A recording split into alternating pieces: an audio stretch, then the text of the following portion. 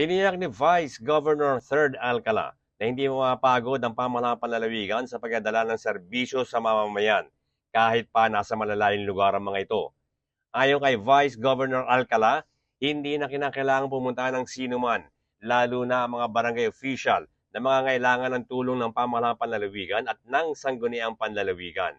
Giit pa ni Alcala na ito ang kanilang ipinangako sa mamamayan kaya dapat lamang nabigyan nila ito ng katuparan na ang serbisyo ng Kapitolyo ang mismong lalapit sa taong bayan. Ay bunsod pa rin ng aming pong commitment at ang aming pong brand of leadership, yung pong anyo ng paglilingkod, na yung Kapitolyo dapat nararamdaman na pupuntahan kayo. Dahil yan din naman po ang sinagot ninyo nung tinanong namin kayo, gusto ninyo na estilo ng pagsaservisyo ay yung pinupuntahan mismo kayo. Tama ho.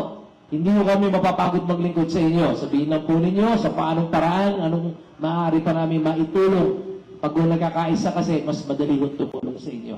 Bert Abrigo nag-uulat para sa DZDG 96.7 Destiny Radio at your service.